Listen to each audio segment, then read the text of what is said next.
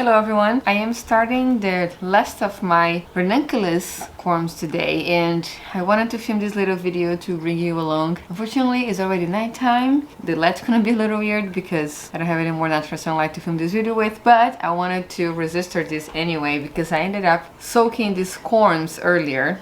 And now they need to be planted, so I can't wait till tomorrow to do it. We're gonna do it now. I'm not supposed to over soak them either. But first, let me show you the progress of the other ones. This was the first batch that I planted. They look like this now.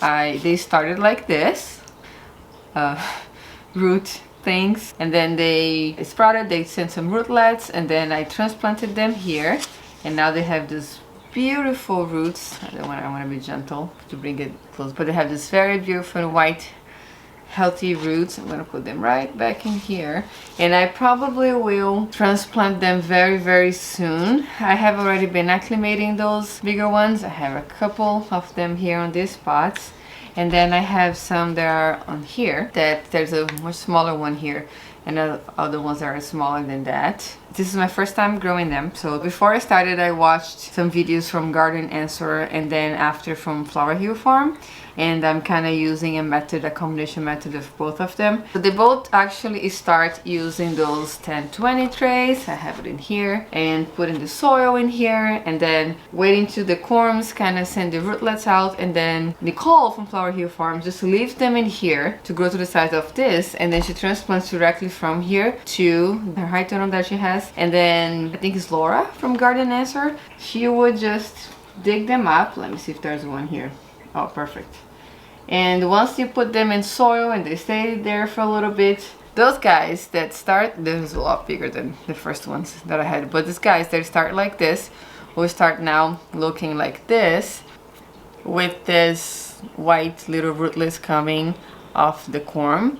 And at this point I took these guys out here and buried them in soil in this little pot with about like an inch of soil on top, and these little tops here grew into these smaller plants. The reason why I did this and did not just leave them in here, it's because I think I started them very early and I didn't honestly know they're gonna grow this fast, but I wanted to give the best chance that they could to develop more, to be a little bit stronger before I plant them outside. They do need to be planted early if you want to have some nice bigger blooms. I will probably be planting these by the end of this month, actually February, not even in March. I'll try because I have those little protection in there and see how they're gonna do. The bigger ones are just going to be the first batch because they're big like this.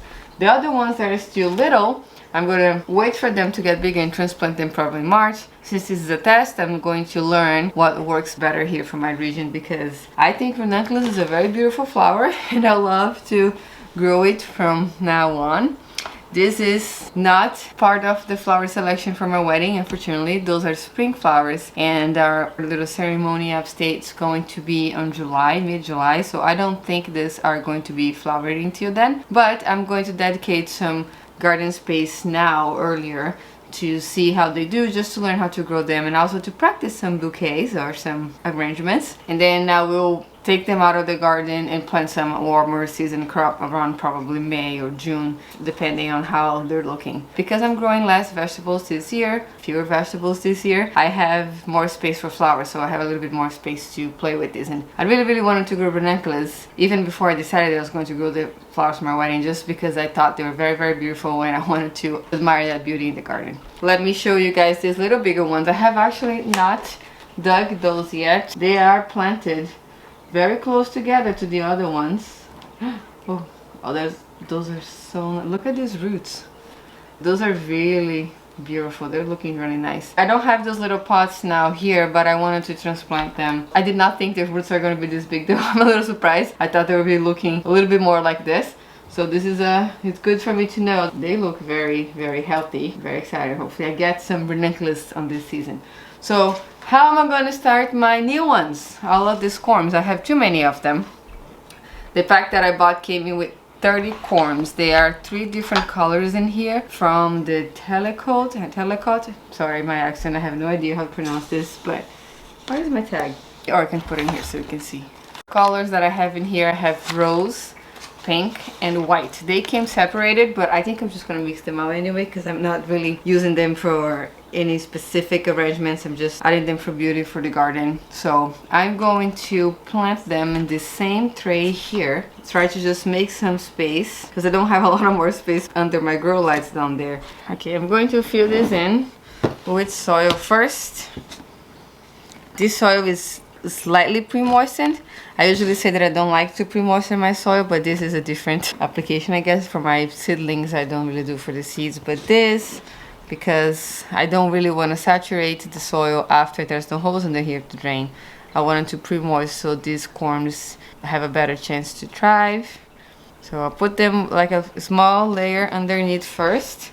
Then all that I did for these other guys here on this side and this here on this side was to come and just place them just like this. Those are a lot bigger than my first ones. That's super cool. Nicole from Fowl Hill Farm says I don't have to put a lot of space between them, so I'm not. I'm just going to try to see what fits in here. Look at the difference. This guy is very small. I don't know if you can see. And these other ones are very big. Like this one is massive. Oh my god. Hopefully it gives us beautiful flowers. So still going to, but kind of inconsistent. Some of them are tiny, like this one. It's okay, I'll probably be happy with anything that comes from here. So I'll put this one here. I think now I can see that I'm only going to be able to fit 2 of my things that I have here. I'll try to get more soil for the other one, maybe even 2.5. Oh, look at this, so big. I paid more for these corms here than for those over here, but this came a lot later than the first ones that I ordered. Some companies ship depending on your zone. I think Ranunculus, and because I am in zone 7, I can only plant in the spring, so I got these a little bit later. Alright, that's it. So they're touching the soil underneath here. Then I'm gonna cover with soil. The only reason that I'm filming this and showing you guys is because I've already seen that it worked. It worked for this, it worked for this, it worked for this, and it worked for this. I started them all the same way with the same process. But now, after they are all laid out in here, I'll just come with more soil and cover them up. I was a little scared to cover them too much because I thought, I don't know, they're not gonna come up. But so I'm going to put about the same soil level as I did for these two. And because the corms, they already have been soaked and the corms are sort of hydrated, I don't want to put too much water in here because again, there's no drainage. I'm just using a regular 1020 tray. That's a base for the seedling cells. And last time, because I did have the water of this thing here, I threw a little bit of water and I used the rest to water my houseplants, but I don't want to put too much because I am afraid that they might rot or something. The basement where these are going to live in the grow rack is dry, so the surface of the soil dries quite quickly.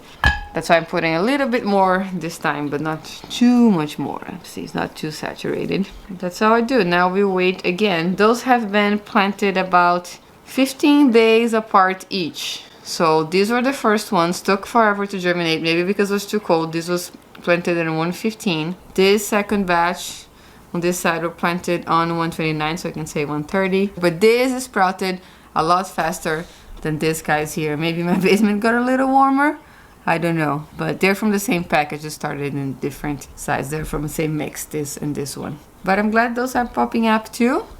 And that's it. I can't wait to actually transplant those bigger ones out already. I really would like to have some earlier blooms if I could, just for my mental health. I love to see the garden blooming. It really makes me feel better, and the winter is kind of hard for me. I don't really feel my best on these cold short days, so I'm excited for the spring and I'm excited for this to start blooming soon if I do everything right. So let's see. I'm going to end this video here. I just really wanted to document so you guys know when I started, and I also think it's cool that now we could see all the stages of these ranunculus before they go outside. If you have experience growing ranunculus and want to give me your best tips, please put them in the comment section down below. This is my first time, I'm very excited. Thank you so much for watching today, and I'll see you next time.